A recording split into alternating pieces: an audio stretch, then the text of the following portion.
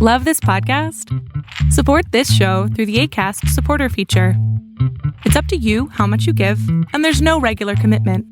Just click the link in the show description to support now. You're locked in. Look at what we have here, folks. To the only show that matters. The cream of the crop. Duke loves wrestling. And there is no one that does it better than your host.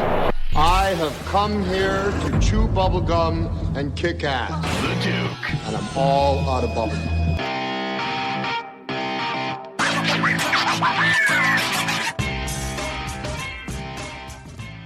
Hello everyone, my name is Kai Douglas, professional wrestling referee for Evolve Wrestling, and just want to say happy holiday season to everybody out there, and anyone that's going through some hard times right now and you're down on your luck, just remember that it gets better. We all get through it, and everything's gonna be okay. And I'm living proof of that. So I hope you guys enjoy my story that I'm here to share with you, and I'm ready.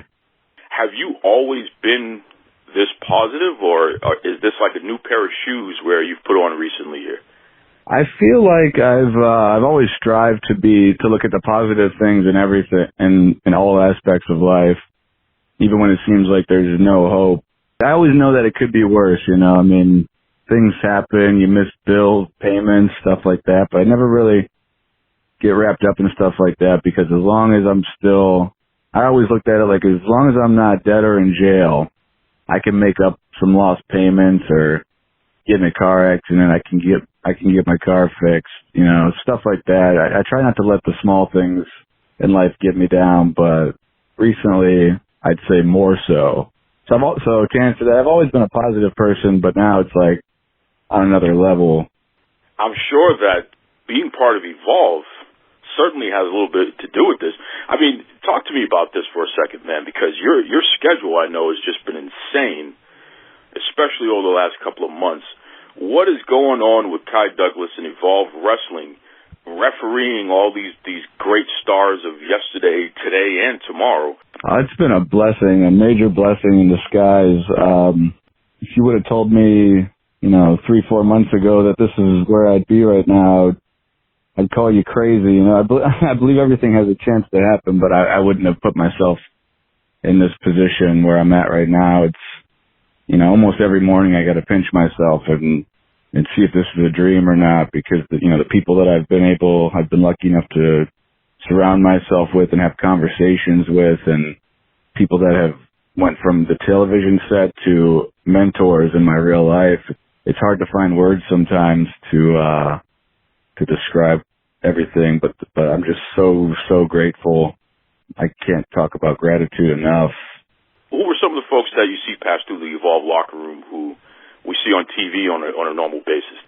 I met Gabe at my WWN tryout back in August, and obviously I knew of him before that. Getting to work with him and just seeing how he's a genius when it comes to booking, storylines and every small detail of a match. At the same time as, I see him more often now, I'll always look at him as the wrestling genius that was behind so many great promotions over the years, and I'm just thankful to work with him. And then, working part-time here and there at NXT, just seeing guys like who have been a real big help to me, like, senior official Drake. He's just been, I don't know if he even knows this, but he's just been a blessing in my life, because, I'm very new to refereeing, and even before I knew I wanted to be a referee, I always caught myself paying more attention to guys like him and D.A. Brewer and Daryl Sharma, and just, I used to watch wrestling matches as I'm watching the moves, and I find myself more and more just staring at them the whole time, you know what I mean? And I've always admired the NXT refs are in shape and very professional and presentable, and that's what I've always strived for my whole life. So just having guys like that I talk to on a weekly basis and I interact with and I can go to with questions and stuff, it's just a blessing, because just watching on TV and being in the spot where I'm at now, it's amazing to be able to have that kind of support and just mentorship. You brought up something that really blows my mind. I mean, you say that you're new to refereeing, which it's hard to tell when folks see you in action there, because you definitely know what you're doing, and you've been doing a great job and really have been a enhancement to the matches that we see and Evolve and some of the other promotions that are connected to the WWN. I want to take a step back, though. I want to take a step back because your story in general, it does not start here at being a referee. And I know even for myself personally, I recognize your face. I didn't necessarily remember the name, but I knew the face. I'm like, I've seen this guy before, and I feel like this guy wrestled before. Let's take a step back. You actually are a trained professional wrestler, and you went to a school and got your start years ago. Let's talk about that. When did you break into the wrestling business initially? Yes, many, many years ago, almost 2 decades ago, back in, say, 1990. Oh, no, it was 2 decades, 1999, actually. I'm originally from the Cleveland, Ohio area. My father used to take me to, local indie shows when I was a kid. And, I'd started out from just 14, 15-year-old fan, not being able to do anything on the show, obviously, because I wasn't 18. But, getting to slowly go from, helping set up the chairs to passing out flyers, ended up becoming part of the ring crew at 16. Just doing anything that I could to be a part of the business. And that eventually led to me taking the step even further to train, because ever since I went to my first WWF Live event back in 1992, I believe it was, I've just been a fan. I've always known that I wanted to be a part of this business, but going back to the training, I trained in the back of an old billiards hall in Rasslin, Ohio. So if anyone out there is from Ohio, that's around the Akron Canton area. That's such a pro wrestling thing to say. You trained in the back of a billiards hall of all places. Yeah. Right. That's a big performance center.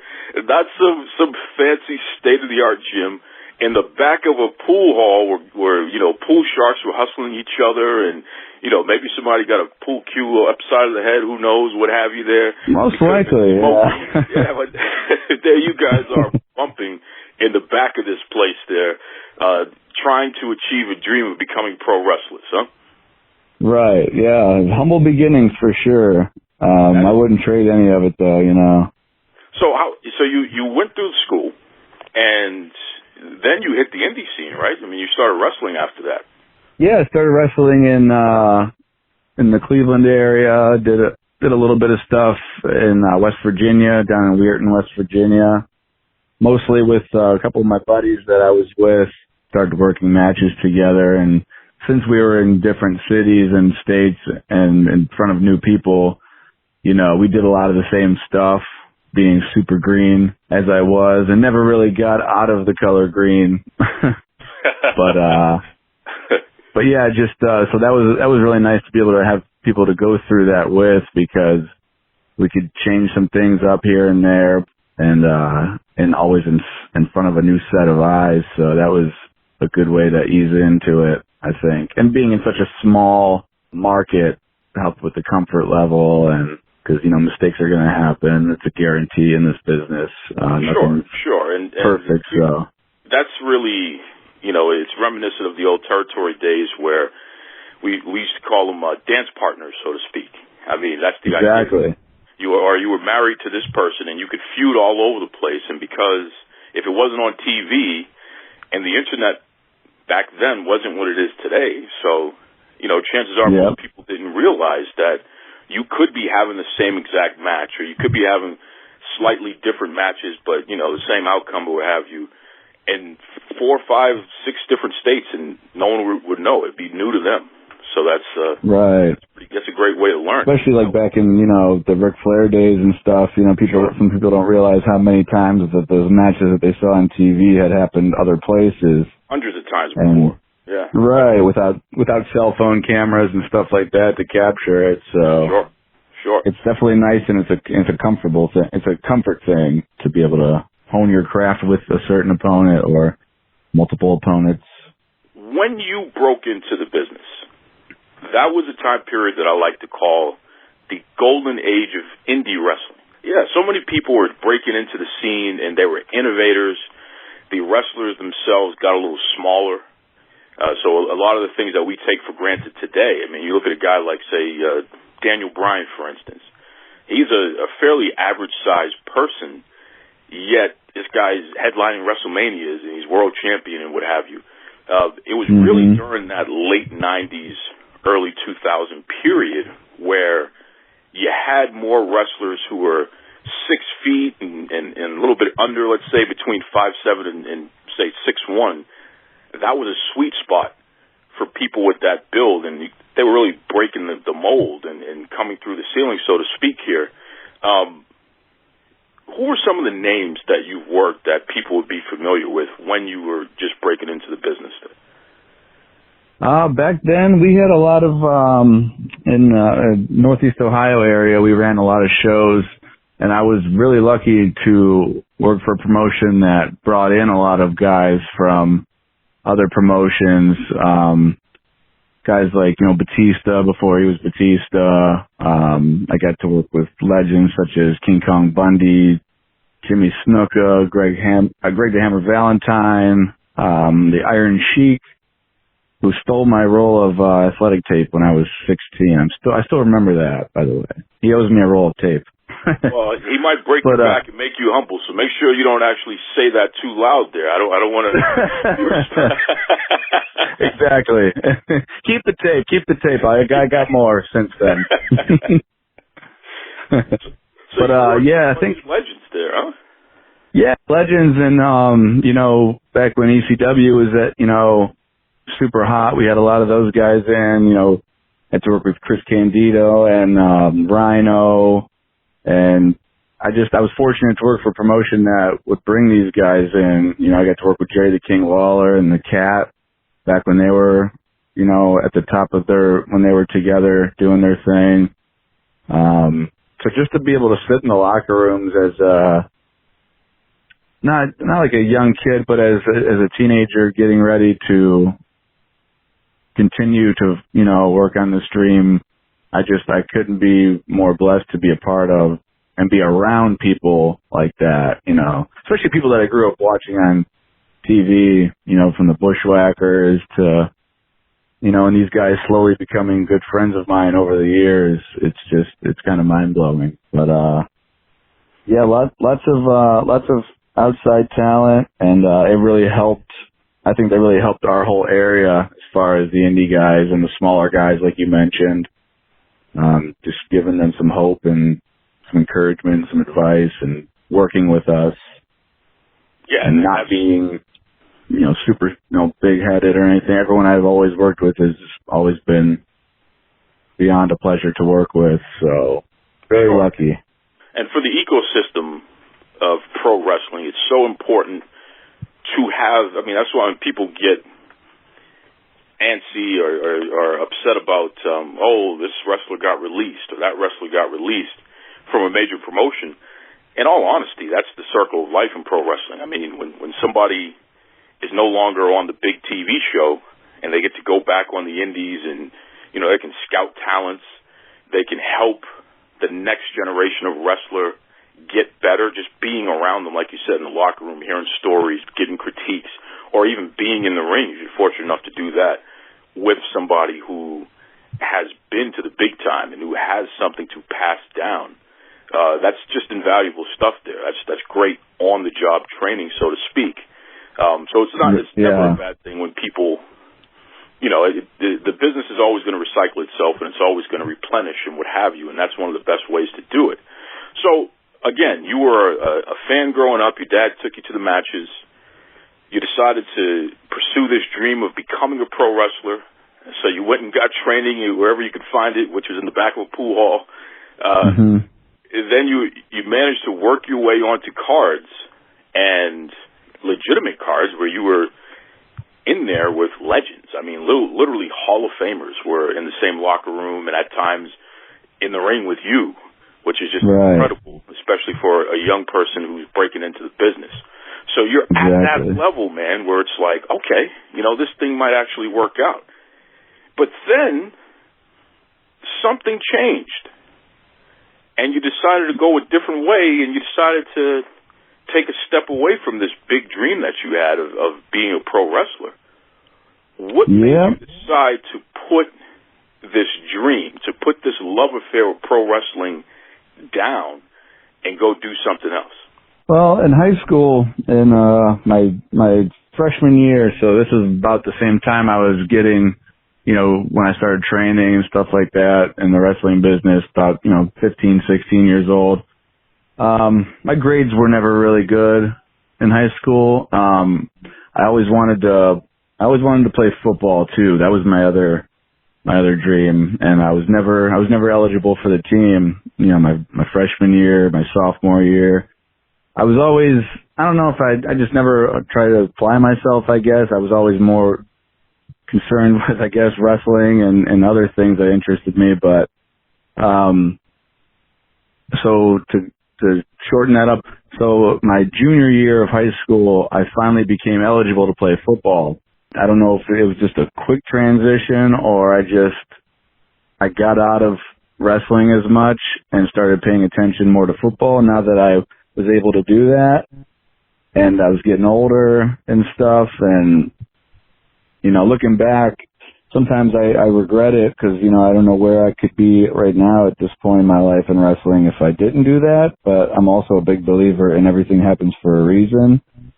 So, back to the football thing, so I got out of that, I played my senior year, I had dreams of going to the NFL, did some camps for some semi-pro teams in the Arena League down in Columbus, Ohio, and just pursued that for a while. And when that didn't work, I kind of just kept going with life, and opened up my own business. I started my own company, grew that pretty big, and just started, I guess, settling on the fact that was a chapter of my life that was over and gone, and I was totally okay with it at the time, but I moved down here to Florida the first time, and I was blessed enough I lived in Clearwater Beach, which a lot of people might know it's a large wrestling area. You got, Hulk Hogan down here. I worked out with the Bushwhacker Luke at his gym.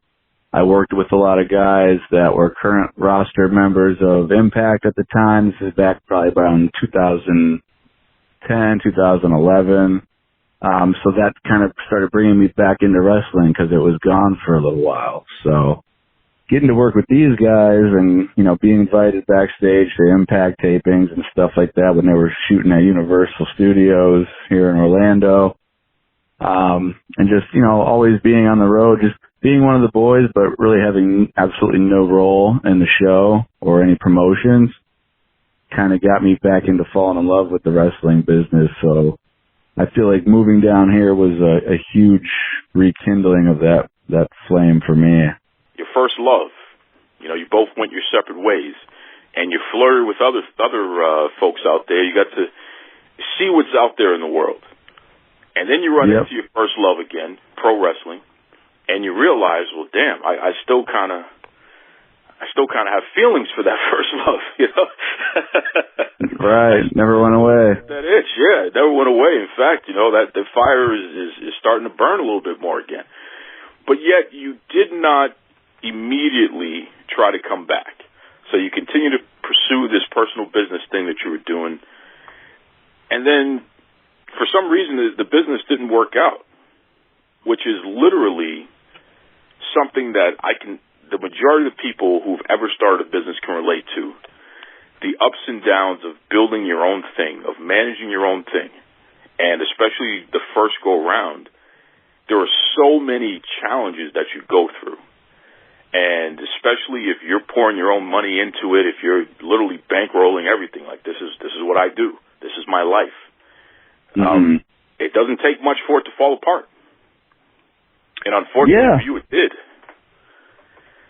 Yeah, the business didn't. the business was going great. We were growing at a very rapid pace. I owned the business with my girlfriend at the time, who, I had every intention of marrying. Was my best friend, my soulmate, and everything like that. And, one day this last summer, she decided she just didn't want to do it anymore. She didn't feel the same way about me anymore. And, it was a really rough time for me. So the business was in her name. So, she packed up the business. I lost my business. I lost my house. I lost my best friend. I lost my puppy. So everything kind of like at a snap of a finger kind of came to a grinding stop for me, in June of this year, actually, 6 months ago. Wow. And, so the feelings, you still know what that feels like intimately because it wasn't that long ago. This isn't something that happened 3-4 years ago, 10 years ago. This is something that literally just happened. You could something I go through every day still, to this day. So, it's definitely been rough. Let me ask you a question. Mm-hmm. When people say rock bottom, I think that sometimes we take it for granted because there are different rock bottoms for different situations, and everybody has their own rock bottom. Like you said, you lost your girlfriend, you lost your house, you lost your dog, you lost this business, something that you were putting everything into, just like all those other aspects there. Was that rock bottom for you? Yeah, that was definitely my lowest point, like I said, because everything kind of happened so fast. It's like we were riding high one day, and then the next day, I'm out of everything.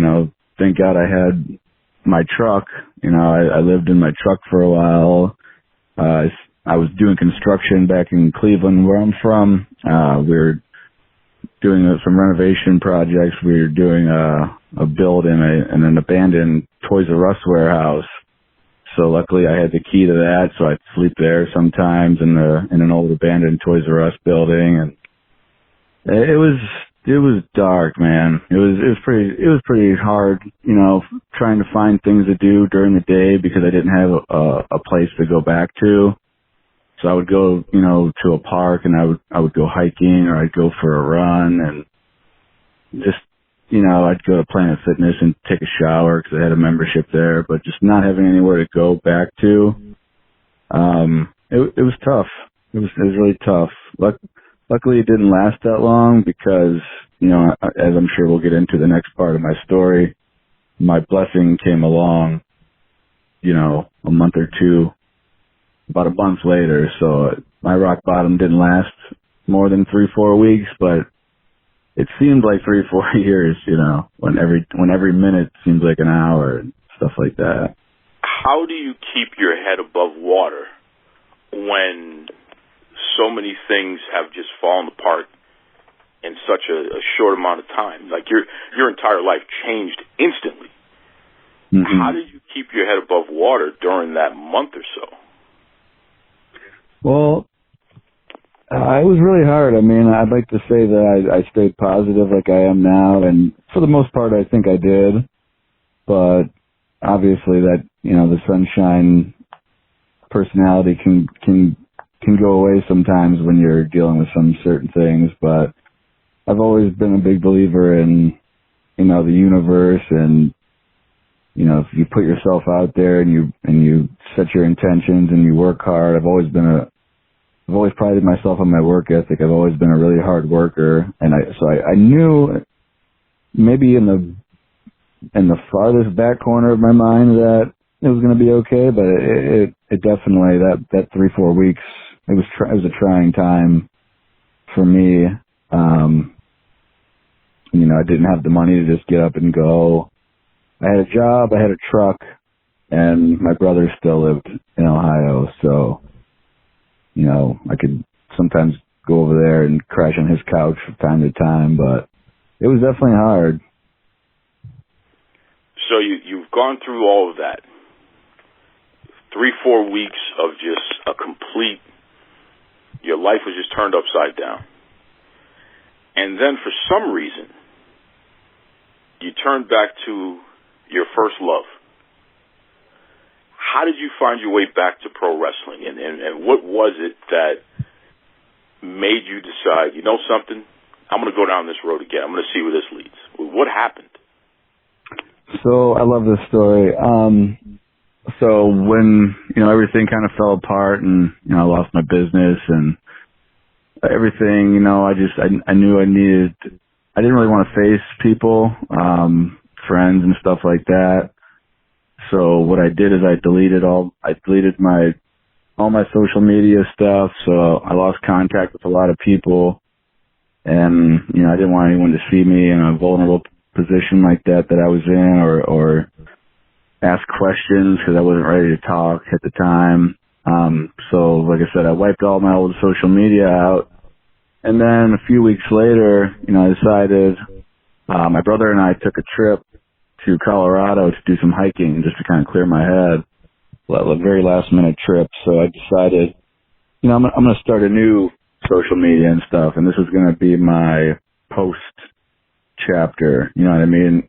The time after the struggle and all that. So as I'm sitting there, I'm on Instagram and I'm trying to remember like some of the pages I used to follow just so I could kind of get back to where I was, like the things I'm interested in. And the WWN was one of them. And at this point, I had no idea. I never met anyone from WWN. I lived in Florida before, but I never knew anyone from WWN or anything like that. So, but I just remembered, that's one of the ones I remembered for some reason, popped in my head that I followed. So I happened to click on their website that day, and at the very bottom in smaller font was Summer 2019 Recruitment Camp, and it was to be held in Port Richey, Florida in mid-August of this year. And it was almost like a cartoon light bulb. When I read that, it went off, and I said, this is a sign, because this is what I always wanted to do. I kind of settled for starting that business and stuff because I knew it's what she wanted, and making her happy made me happy. But once I knew it was just me on this ride from here on out, I said, I'm gonna do this. There's a reason it popped up. There's a reason I remembered that exact Instagram handle, and I clicked it, and then I clicked on the website in their bio for whatever reason. So it comes up, it's this camp, there's an application, so I filled out the application. I'm thinking I'm not going to hear anything back, or I'm not going to get accepted because, it's been almost, 2 decades since I've had a match, 18 years, it's been 20 since I've trained. I said, well, it's worth a shot. So I'll never forget, I'm sitting I went to the gym the next day, I'm sitting on the bench press, I'm in between sets, and I reached down and grabbed my phone, and I have a notification, I have an email from Gabe Sapolsky, and like my heart stopped. So I opened the email, and it said, congratulations, we just want to let you know you've been accepted to be a part of this seminar, this recruitment camp. And I couldn't believe it. Like reading that for the first time, I don't know how many times I read it after that, probably 100, but it was like, that was like the turning point. Even after that, I read all the details of the email, and I come to find out the camp is $799. And I don't think I even had 100 to my name at the time. I'm like, oh, too good to be true, right? So luckily, at the time, the construction company I was working for, a friend of mine, he was my boss, but he was a good friend of mine, almost like a father figure to me. I went to him and I told him, look, this is a blessing. This is a sign. I know this is a sign from the universe. I said, is there any way I could borrow the money and just work it off? Maybe instead of you giving me my full 40 hours, you give me 20 and put the other 20 towards what I owe you or something like that. And he was just all for it. He wanted to see me. He hated losing me because I was his best worker, and I was, you know, always reliable, and he could always count on me and stuff. But he knew that I needed this. I think he knew that I needed this. I can't speak for him, but he gave me the money. I decided that I'm going to do this full blast. So instead of just coming down to Florida to do the camp, I decided I packed everything I owned in my truck. I was working. Like I said before, we were doing construction, remodels and stuff. We did a lot of stuff for U-Haul, so I was able to get a storage unit for a few months for free and keep all my stuff because, like I said, I didn't have a house anymore. And so I packed everything in my truck, and I moved down here to Florida to do this. I arrived the day before the camp started. I spent a little bit of money I had left on an Airbnb. You know, I wanted to be close to the venue. I went in with every intention of this is part of my story. This is the next thing I got to do. And I did the camp with Gabe. A lot of the NXT talent. We had Shayna Baszler there. We had William Regal, Coach Robbie Brookside, Sean Hayes, the strength and conditioning coach for the WWE Performance Center. So many different people from the world of WWE there. So, I mean, it really could have been an $8,000 camp and it would have been worth it. But, you know, the knowledge I learned from that seminar. So, you know, I never was a ref before. So when they asked me what am I going out for, ref, wrestler, or manager? And I said, referee. Makes the most sense to me. I'm now 34 years old. I'm not young. I'm not in my 20s anymore. The more soul searching I've done, I'm really big into meditation and self-reflecting and stuff like that. With that, diminished more of my ego. You know, I don't really have the ego I had anymore. I don't care to be famous. I don't care to be rich. I care to go to a job every day that I am excited to get up to do. So I said, I think referee might be a good goal for me. You know, I'm 5'7", 5'8". I'm not a huge guy.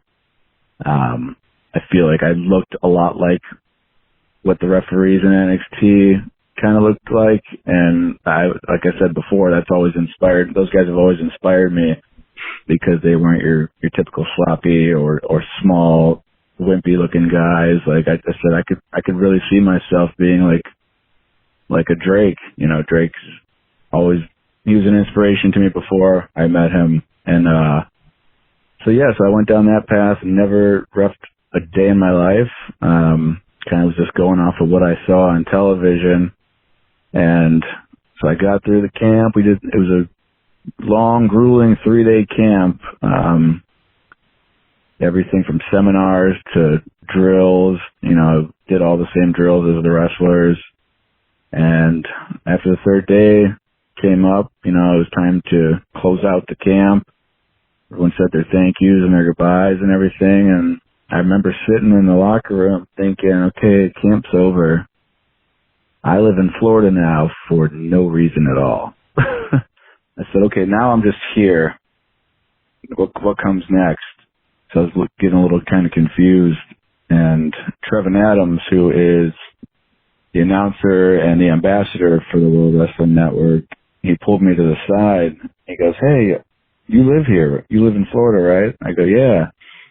And he goes, how would you like to come do some refereeing for American Combat Wrestling, which is ACW, which is our Florida brand of the WWN.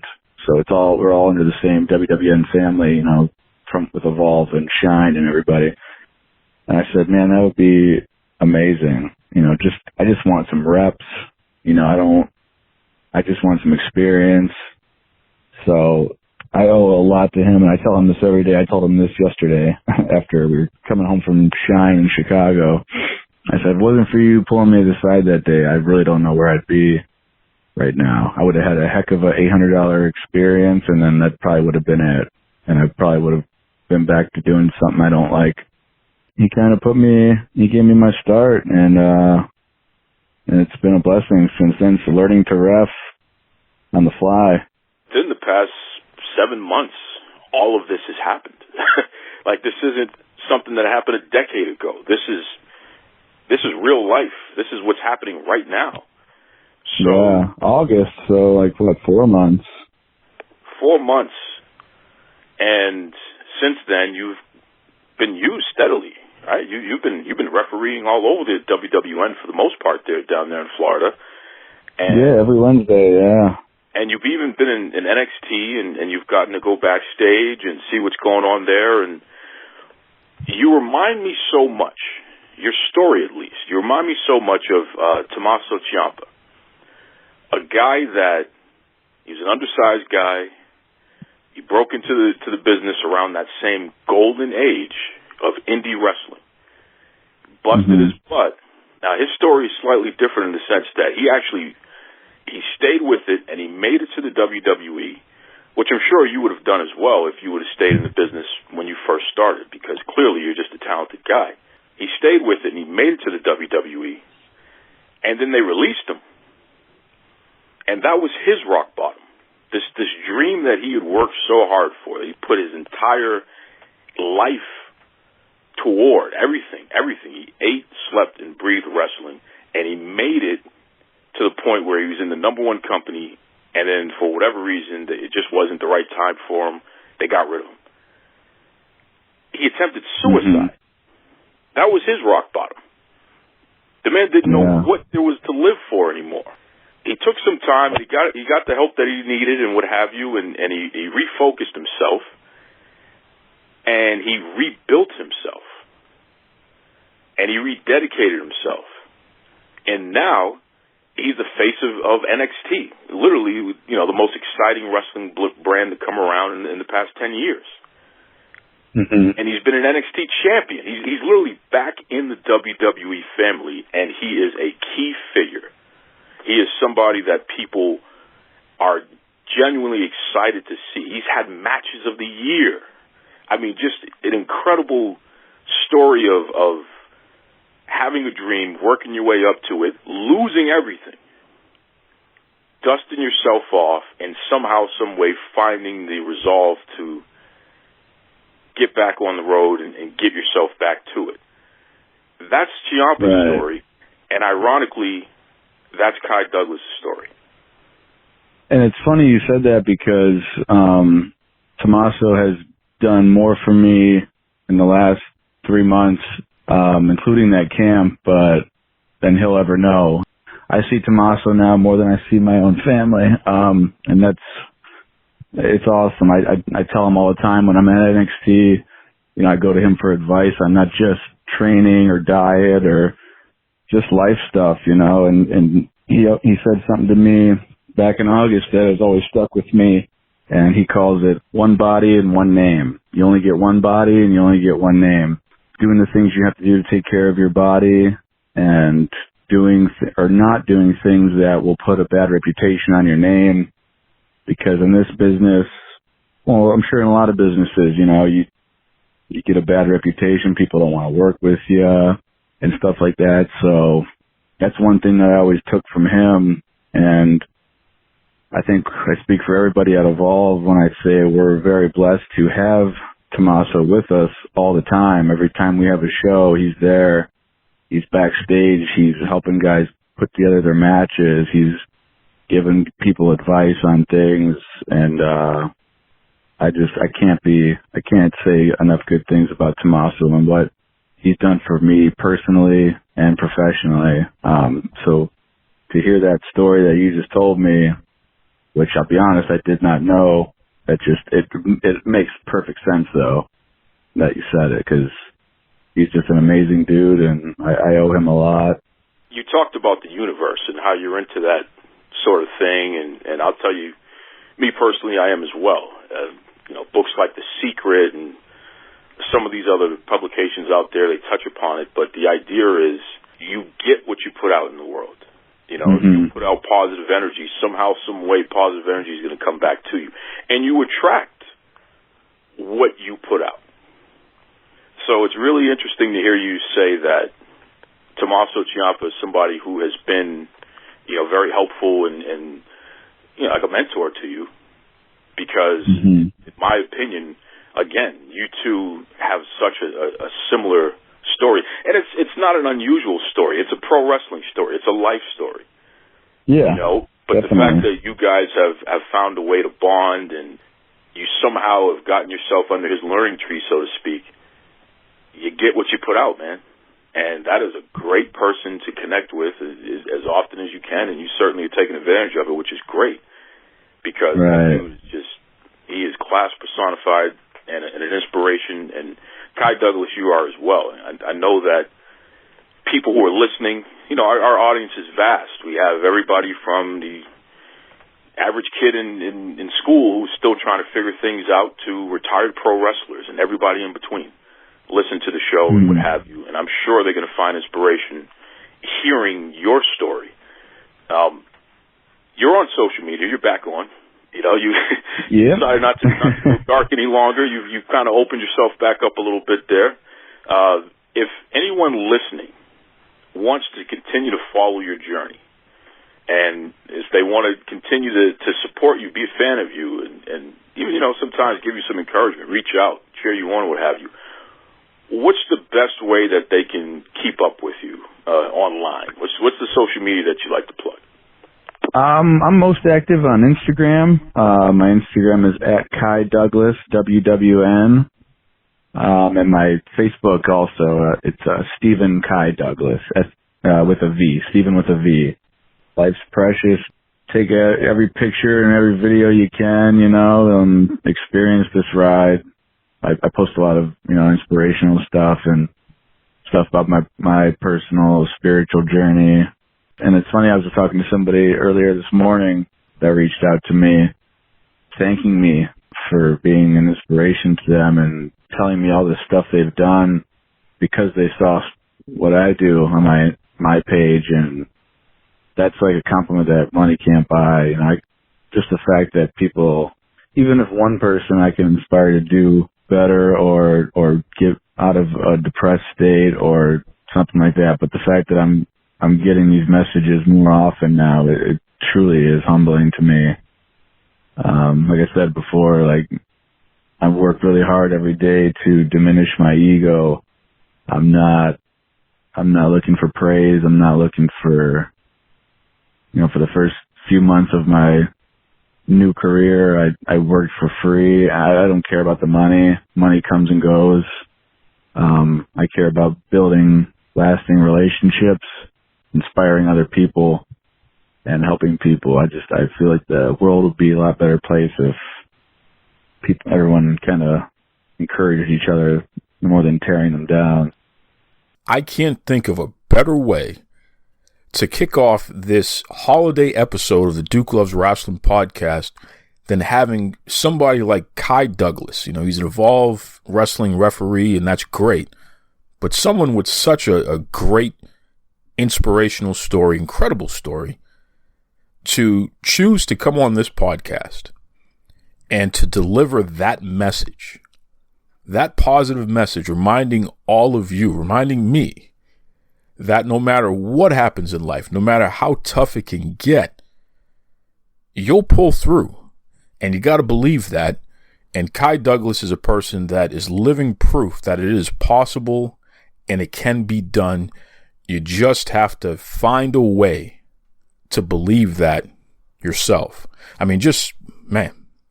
Thank you, Kai Douglas, for choosing to share that incredible story here. Really, I got goosebumps. There are moments there I got a little misty-eyed. I'm not ashamed to admit that. Just a really, really heartwarming story, some real tough falls, and this guy is just tearing it up now. All the referee stuff he's doing, he's getting noticed, he's out there.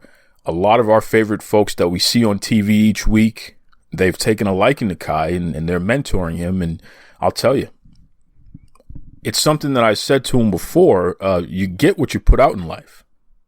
And when you're putting out so much positive energy and you're putting out so much inspiration for others and you're helping others, you're going to get it back in return. But that's also true if you're putting out, things where you're trying to hurt others or what have you. Yeah, you'll probably get that back in return as well. But Kai Douglas is definitely one of the good guys there. And I'm so happy, again, and so appreciative that he joined us this week. Hey, folks, Merry Christmas. Happy Hanukkah. Everything else in between. Kwanzaa. Festivus. You name it. That's right. That's right. We are there, baby. We are all the way there. So, hopefully you got all your shopping done and you made sure that you wrapped your presents and all that good stuff. Gift cards, you name it. If you're still shop kicking out there, hopefully you got all your shop kick points redeemed. So you're going out there and getting some extra stuff, maybe for yourself. The best time, in my opinion, to do shopping for yourself is directly after Christmas. Because the sales, especially on the items that have been returned by people who just don't want them, basically new stuff, it's a great time to save a buck and you can get what you really want out there. So, but that's why I always say it's great to give a gift card, like a credit card company gift card or a mall gift card.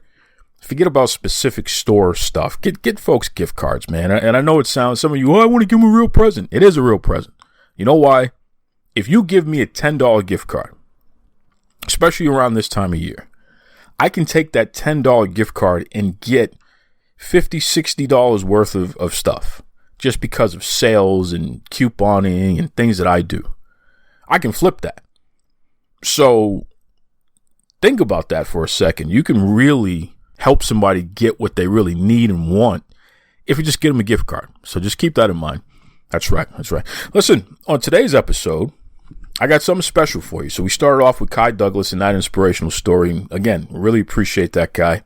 A little later, I'm going to play for you one of my favorite interviews of all time. It was one that we did a couple years ago, myself and the Boston Bad Boy. We had the Duke of Dorchester, Pete Doherty, his former WWF superstar. We had him on the show, and he was just incredible, and I'm going to share some background story, stuff that I've never really shared before in detail. I'm going to give you the background about that interview, so stay tuned. But before we get to any of that, once again, thank you, everybody, for all the great birthday wishes. I really appreciated it last week. In fact, I have a couple more messages in my inbox that I'm going to play. And you know what? Why even belabor the point? I got something special here from WoW superhero star Amber O'Neil, okay, from Grits and Glam with Jesse Jones. I'm going to play Amber right now. Happy birthday, Duke. We love everything you do for wrestling and WoW superheroes. You are a superhero. Enjoy your day. Thank you so much, Amber O'Neil. That's my homegirl, man. She's cool as hell. Her and Jesse, just really, really great folks. So appreciative of everything that they do, because they're just great competitors and even better people behind the scenes. And I really appreciated the friendship with both of them. Just really solid people, I'm going to tell you who's not solid. I got a punk in my inbox. And he's one of those Boston Red Sox people.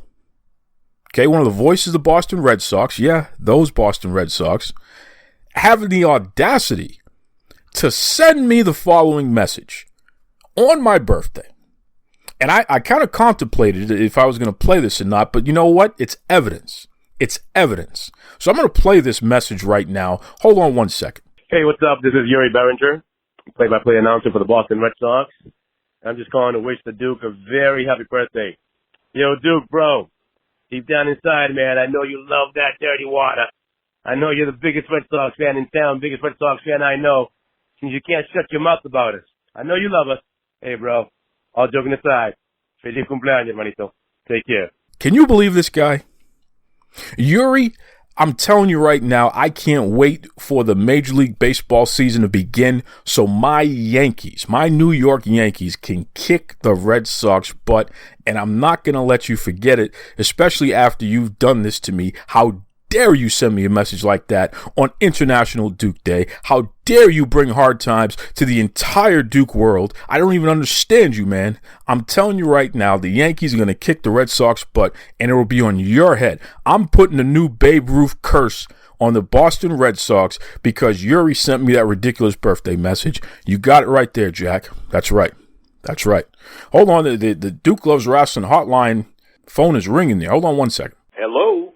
Hi, Duke. How you doing? This is Sofia Lopez, the world's greatest attorney. Sophia Lopez, I am doing fantastic, especially hearing from you. What's going on? Well, I take care of my clients. I just wanted to wish you a Merry Christmas. Oh, thank you very, very much, and Merry Christmas to you as well. Feliz Navidad, right, to you as well. And you know what? I'm so glad that you called me. Sophia Lopez, the world's greatest attorney.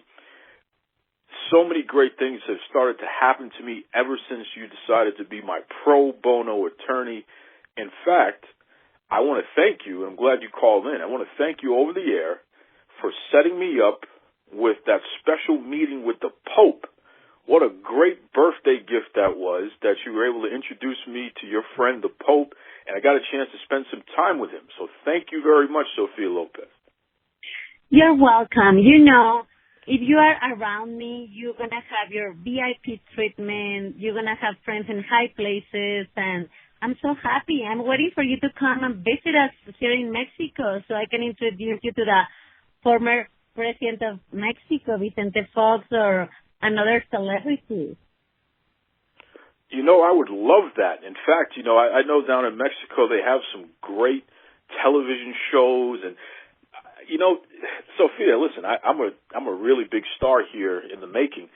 Do you think you could pull some strings and get me on one of those telenovelas or something? Help me become a big soap opera star?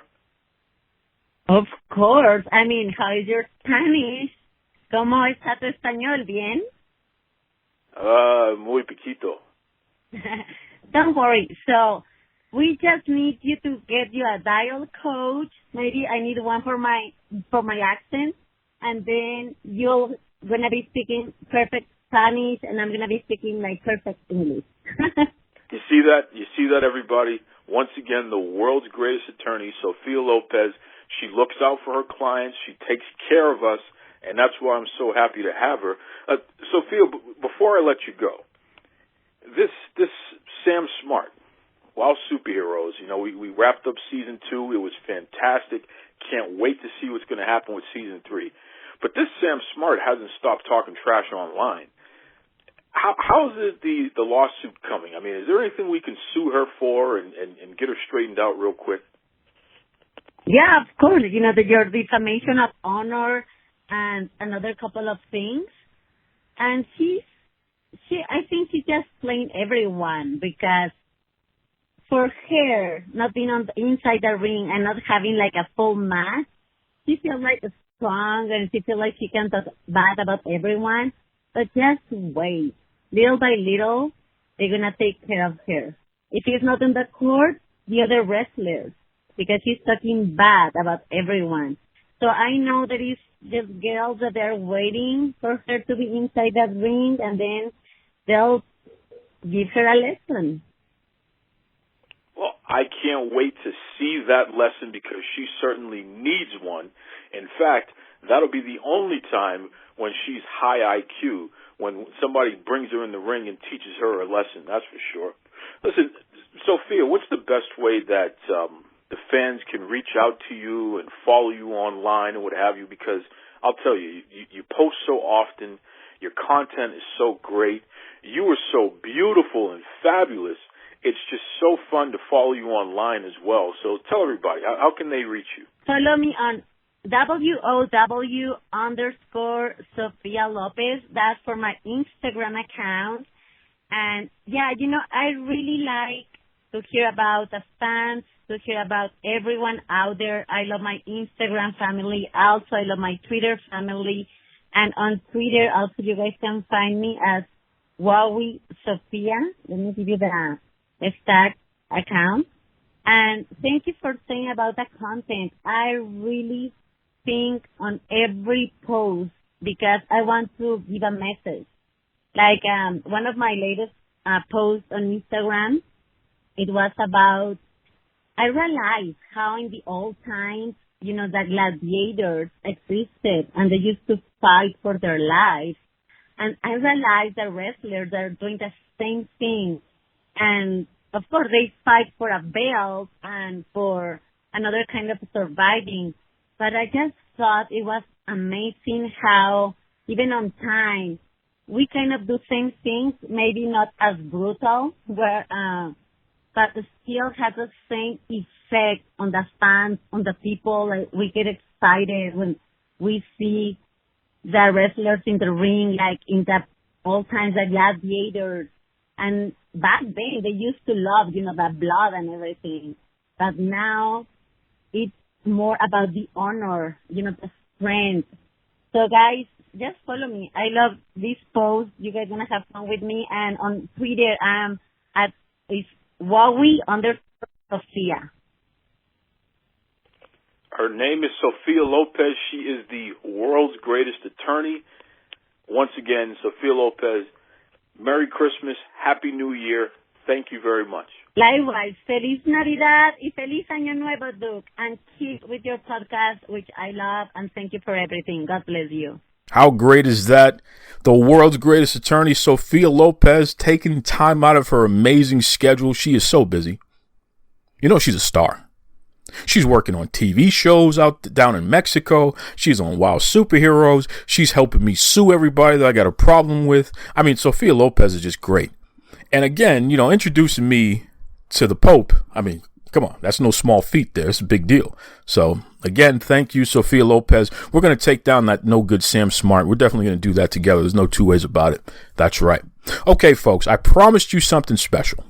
A blast from the past. A couple years ago, I had former WWE wrestler and commentator, the Duke of Dorchester, Pete Doherty, had him on the show. Now, Dorchester is the largest neighborhood in the city of Boston, Massachusetts. Okay?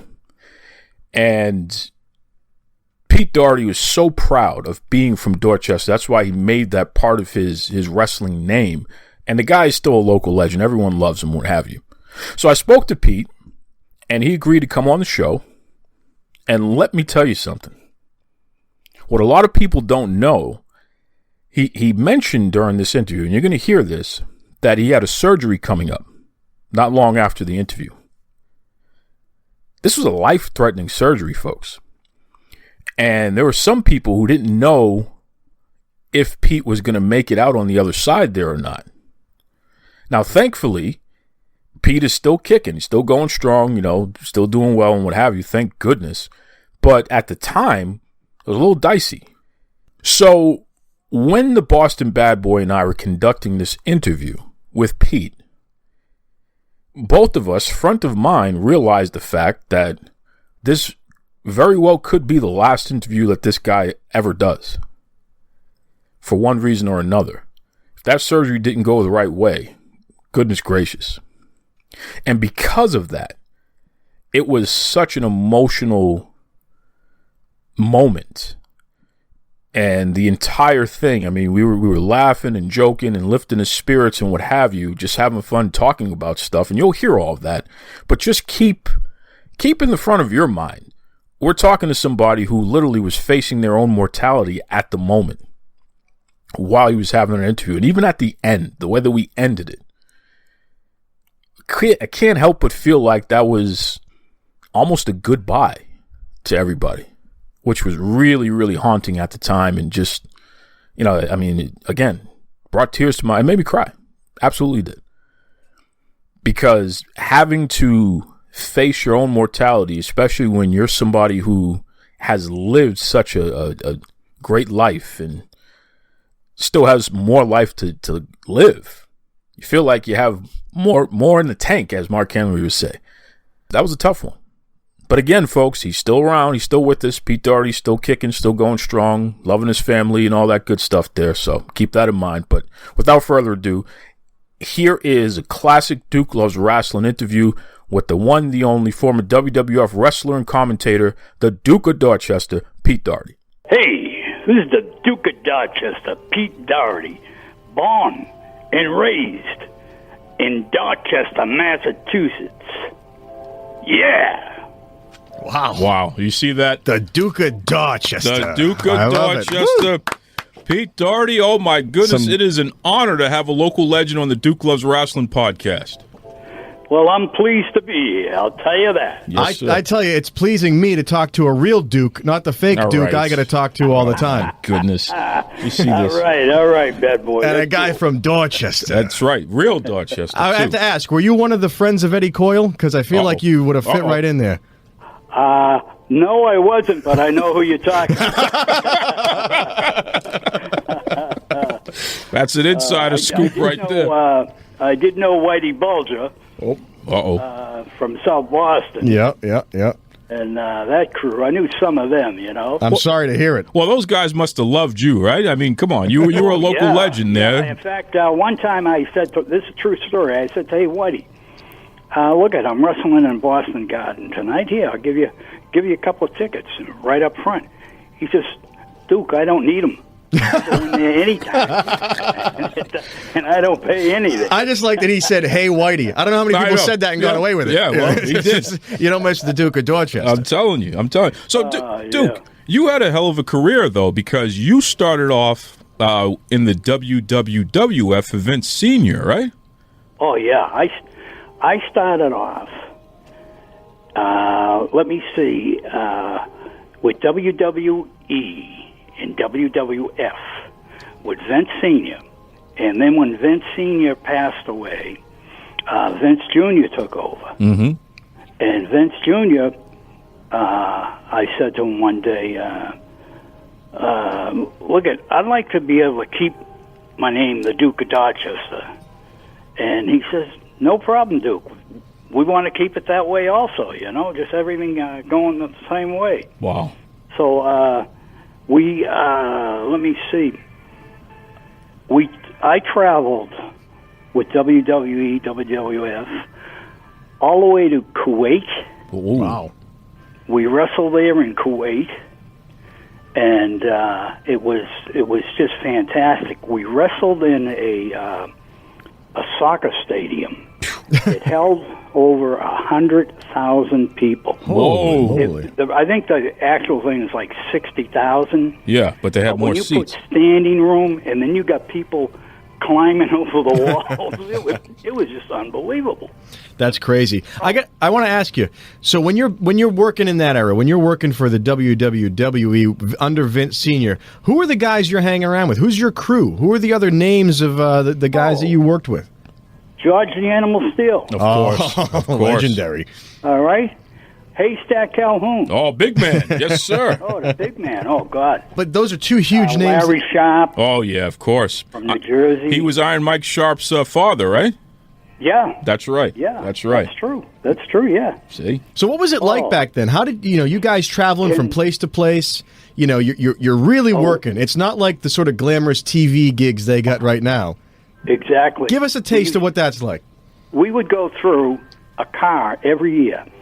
When I first started, I started with a brand new 1971 LTD convertible. Oh. All right? So being a good guy, the promoter asked me, hey, would you pick up Andre the Giant Of course. at Logan Airport? Of course. Because we're wrestling up in Saugus somewhere, you know? And I said, sure, I'll do that.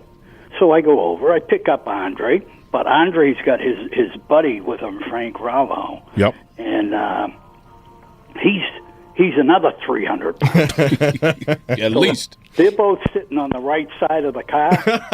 Andre's in the front with his head, like, put the top down, put the lid down, and his head sticking up. And the other guy there, boom, and the car is going down at a tilt on the right. Okay? All right. So when we finally get there, they get out, and my car still stayed that way. Oh, man. Shocks are gone, the whole 9 yards. The shocks and everything's gone. I love the idea of bringing that car into the mechanic, and he goes, what the hell happened? You go, you'll never believe. Yeah, I picked up Andre the Giant at the airport. Hey, am I covered under warranty? Yeah, exactly. Right. Exactly. So, oh, yeah, that was cool. But that was like, in those days, we had to drive everywhere. Yeah. You know, down to Philadelphia, do TV down there at Allentown in Hamburg, Pennsylvania. Oof. And then all the guys would drive over to whatever town we're scheduled or booked to go wrestle in. And you just drive everywhere. Everyone went through a car every year. Hey, Duke, let me ask you, why was the Cape such a hot spot for the old WWF? You guys did a lot of shows on the Cape, which I was surprised when I was looking through the records to see that.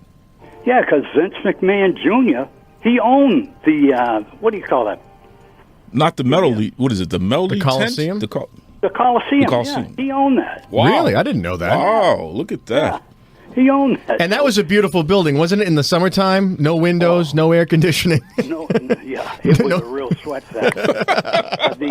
But we always packed them in there.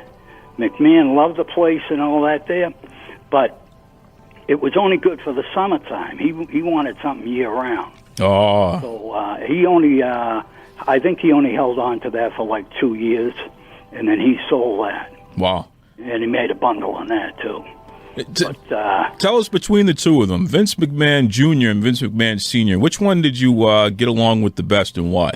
I'll tell you what, I got along good with both of them. Yep. Vince McMahon Sr., what a gentleman. I mean, really class act, you know. Never raised his voice, never said nothing. Vince Jr., though, you piss him off, he will scream blue Jesus, you know. But then it settles down and everything become copacetic. Of course. You like them fancy words, baby? Yeah, hey, listen, we're talking to the Duke of Dorchester, Pete Doherty here, the man. Yeah. Now, you were on the very first Saturday night's main event, all right, NBC, where they Saturday Night Live took a hiatus, and you guys were in the spot there. Now, you wrestled Junkyard Dog that night, right? The JYD, yeah. Yes, sir. What was that like? JYD was pretty cool. It was easy, and being that we were like the first show on, and I think I was the first match. Yes, sir. How's that for history?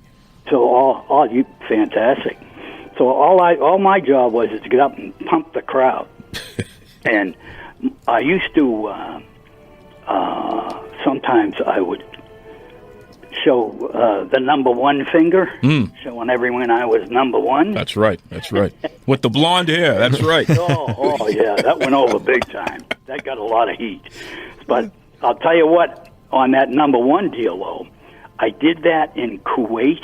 Oh, I'm sure that did not go over well. Bad thing to do in Kuwait. Yes, sir. They were ready to kill me. Wow. Oh, Jesus. So we're talking about No, go ahead. Finish up. It's a obscene gesture over there. Yep. And as well as here, but it really has a bad bad vibe. You're lucky you got out alive there, Pete. I am.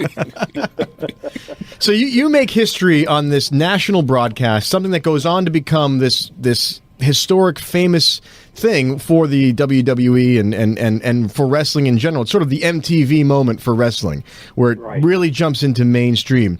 You're a guy that comes from sort of before that, the old school style, transitioning to this new school. What is there a difference when you're wrestling for TV versus wrestling just to pump the crowd up? Wrestling for TV is, you know, you're only out there for like, say, a 10-minute match. Mm-hmm. So in that 10 minutes, you got to tell the whole story about what you're doing. Sure. You know? And as opposed to out on the road, in a match out on the road, you have more time and more access and able to do more. Whereas you got to squeeze all that in there on the program, the NBC program. Remember, I am 74 years old. Listen, age is just a number. And, yeah, and you know, sometimes I kind of, you guys are going to have to help me out. Listen, Duke claims to be a young man, but if you had to sit here and look at him, you would say, I think he's aged. Stop? He hasn't aged well. Would you just say stop? That. I mean, you're a wise guy over here. Jeez. Embarrassed me in front of Duke. I'll tell you what, one reason why I grow this beard is because everywhere I go, not everywhere I go, but I look younger than what I really am. That's right. You're talking to two bearded men, too, so I think we're on to something. Boat here, brother. You know? Well, see, it's funny. Tell them the Boston Bad Boy story here. So the Boston Bad Boy is named after a previous Boston Bad Boy, Tony Rumble. Yeah. Do you remember Tony Rumble from the old ICW? I don't remember him too well. I've heard of him. The Savolis, they ran the ICW there. Joe Savoli and his father there. Angelo Savoli? Angelo, yeah. Angelo's the old man there. So Rumble took over right after them.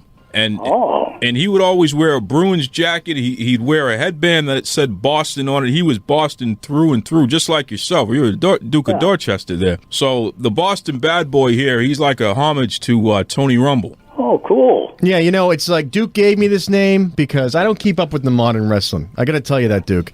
It's the old school stuff for me. This modern stuff, it's like a soap opera. I don't get time for it. So I said, I need a good name. Get me someone lined up, someone classic. And I said, Boston Bad Boy. Clearly, that's me. That's who he is. Because someone's got to be the bad boy in this situation. The way I got my name was through Chief Jay Strongbow. Oh, hi, Chief. Yes, sir. Yes, sir. Tell us about that. And what it is, we were wrestling in, I believe, in Attleboro. And at the time, I was working in the shipyard at General Dynamics at Fall River in Quincy. Yes, sir. The old factories there. Yep. Yeah. And so I was late getting to the match. And and the chief, I come walking in, and the chief said, well, I won't say the words he said, well, if it ain't the F.N. Duke of Dorchester. Look at that. Your reputation preceded you. Nice. If you only knew, right? If you only knew. I tell you, we all just started laughing unreal.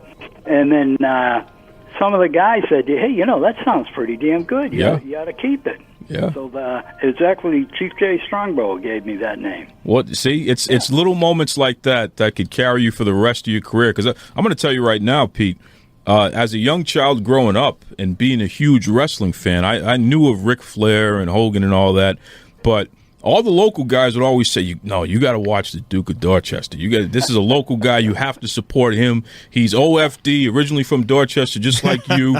You can't be a wrestling fan if you don't support Pete Doherty. And that was it. That turned me into a fan of yours. That's fantastic. I love that. Yeah.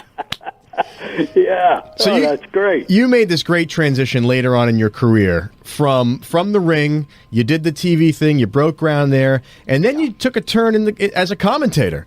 What is that like? How do you make that switch and from in the ring and then now you're helping the guys out in the booth? What it was Vince Jr. He liked that Boston accent.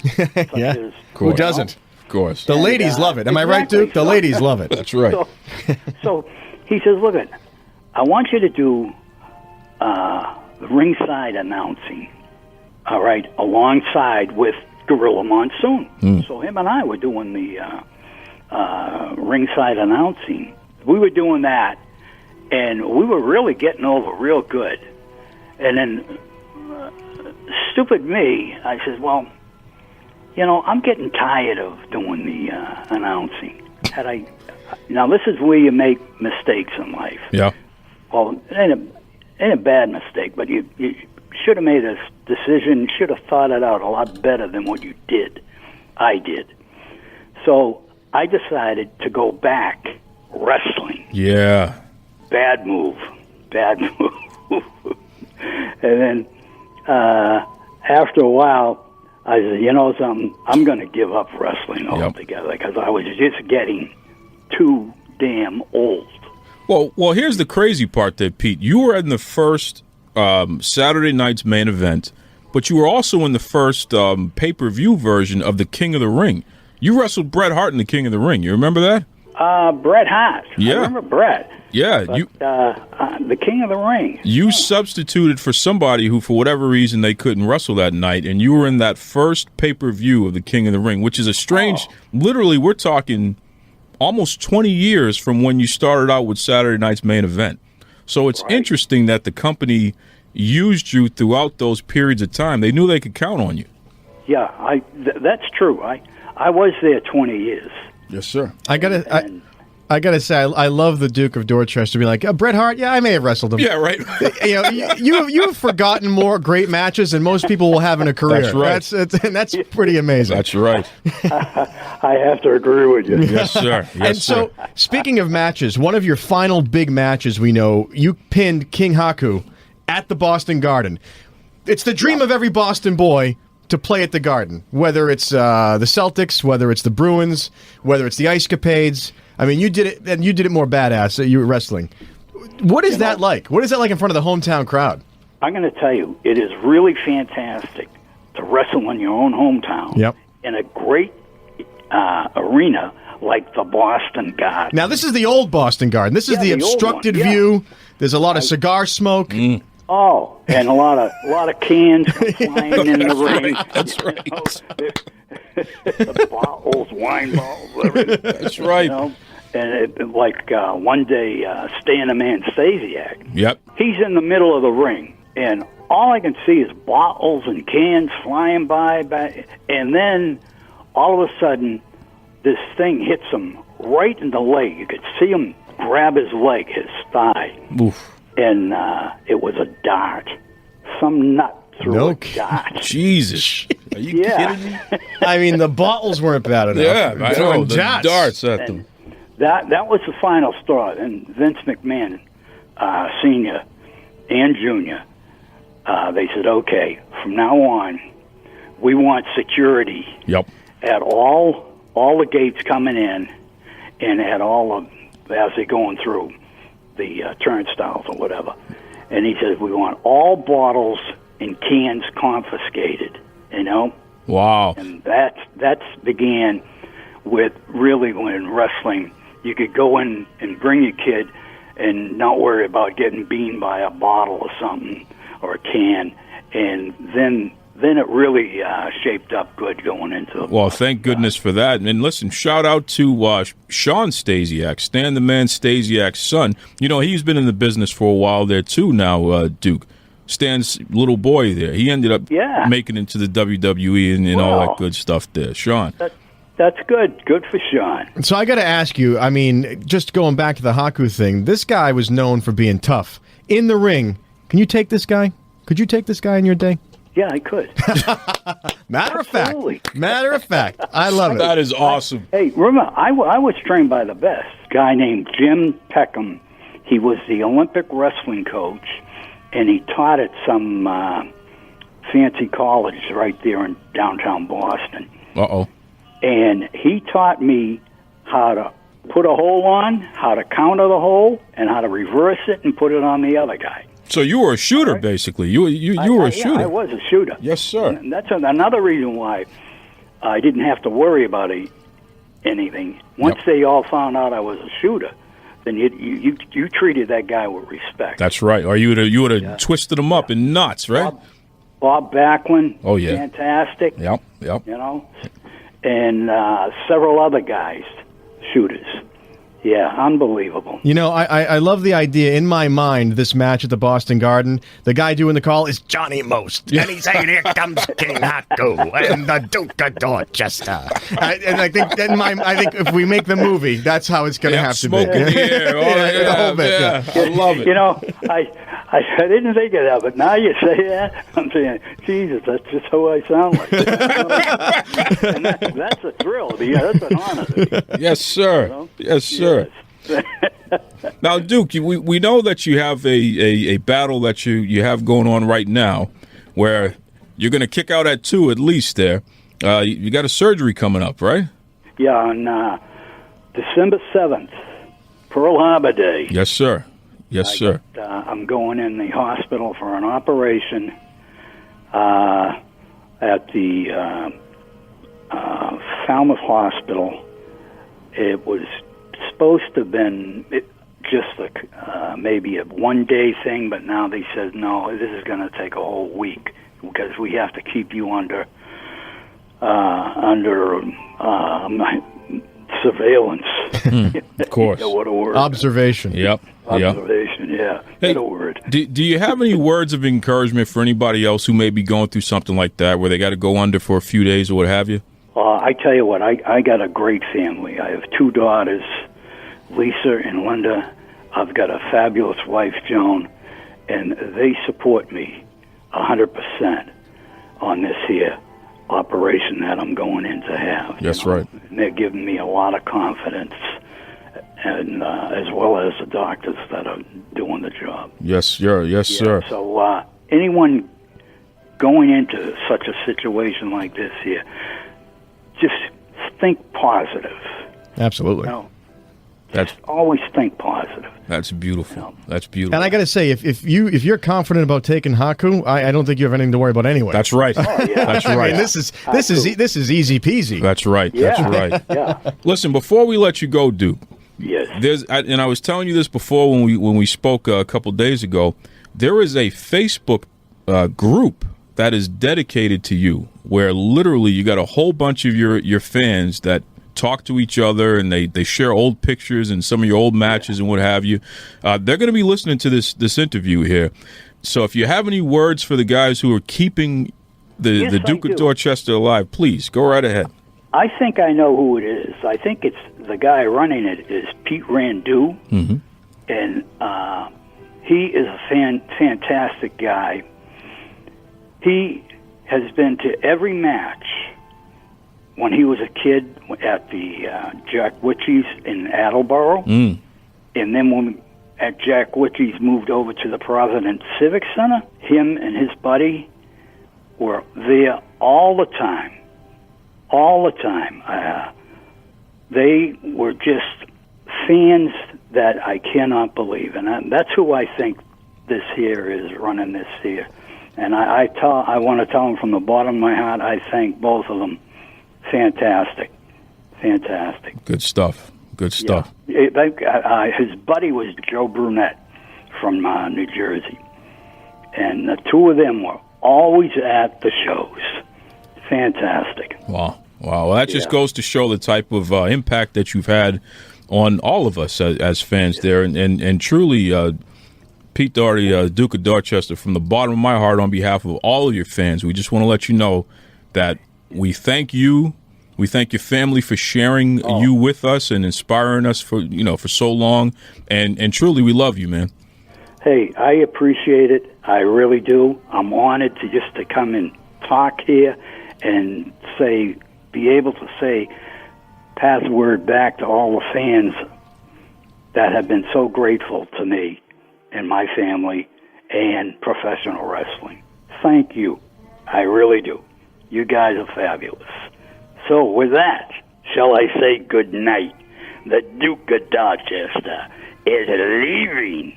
You hear me, baby? I'm leaving the F-in building. Yeah. Once again, just beautiful stuff, man. I listened to that interview. Since it's happened, I've probably listened to it at least 3 or 4 times a year. And it just, because it's, again, the emotional side of what was going on behind the scenes. Everybody not knowing whether or not, I mean, that could have been the last interview you ever did. And because of that, it was emotional. Seriously. But again, folks, it's a reminder, especially during the holidays, that focus on what's most important, right? If you're still here, that means you have a chance to make life even better for yourself and the people that you care about the most, right? No matter what's happened. And don't think for 1 second that it can't get better, because it will. It can and it will. You just got to believe that.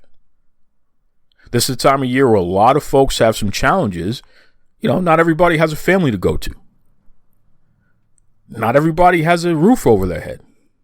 Not everybody's getting a consistent warm meal. Remember that, please.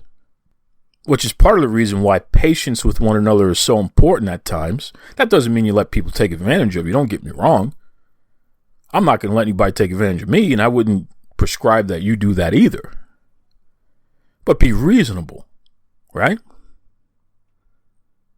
When you have family members who are having challenges, just keep that in the back of your head. and act accordingly based on that fact, right? That goes for everybody else too.